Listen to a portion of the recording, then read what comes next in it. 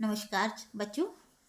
आज आपकी फिर इसका अकमादीप वर्मा का नेक्स्ट पार्ट दूसरा वचन आपके सामने प्रस्तुत है, जिसमें एक ईश्वर के प्रति पूर्ण समर्पण का भाव कवित्री ने प्रस्तुत किया है। उसने अपना सब कुछ ईश्वर के लिए समर्पित कर दिया। तो बच्चों इस भाव को इसमें प्रस्तुत किया है कवित्री ने।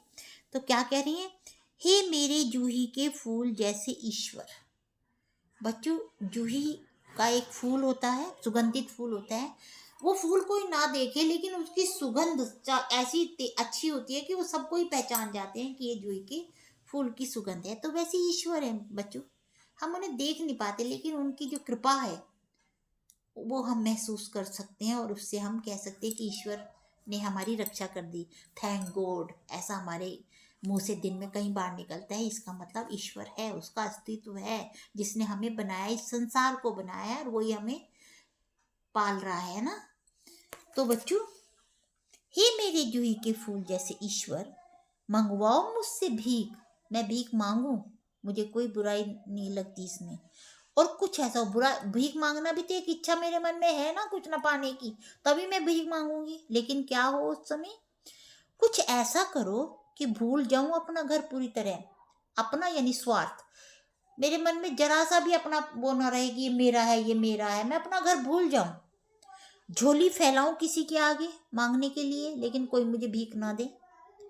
मेरे मन में नहीं तनिक सा भी अगर कोई लालच का भाव है वो ना रहे, कोई इच्छा ना रहे, ऐसा कवित्री कर रही है। कोई हाथ बढ़ाए कुछ देने को, कोई अगर मुझे दया करके कुछ देना चाहे तो वे नीचे गिर जाए, मेरी झोली में ना गिरे। और यदि मैं झुकूं उसे उठाने, फिर भी लालच आ जाए मेरे मन में कि झुक के उठा लूं उस चीज को मैं, तो क्या हो, कोई कुत्ता आए और उसे झपट कर छीन ले मुझसे, ले जाए, वो भीख भी मुझे ना मिले, यानी थोड़ा सा भी किंचित मात्र भी लालच मेरे मन में ना आए, तो मैं पूर्ण रूप से ईश्वर की भक्ति में समर्पित हो जाऊं।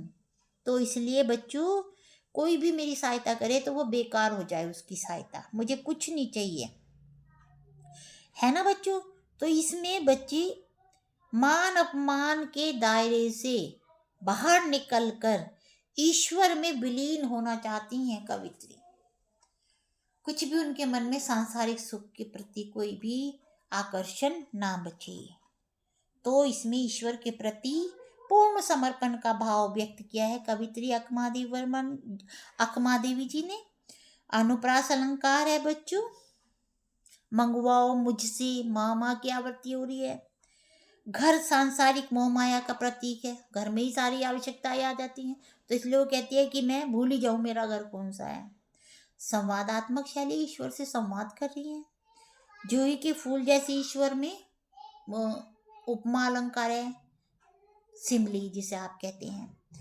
सहज और सरल भाषा है बच्चों। और कुत्ता सांसारिक जीवन का प्रतीक है, जो इधर उधर अपनी इच्छा पूर्ति करते घूमते, जो मिल जाते हैं ले लेते हैं ना। वैसे ही हम लोग भी होते हैं जिनमें स्वार्थ भाव हो जाता है। कुछ लोग ज़्यादा स्वार्थी हो जाते हैं, कुछ कम, लेकिन स्वार्थ तो सब में होता है, थोड़ा या कम। तो ये कि ईश्वर की भक्ति में अगर हम मन को लगा लेते हैं तो हमारी सांसारिक सुख हमें कम सताते हैं बच्चों। Okay student, thank you.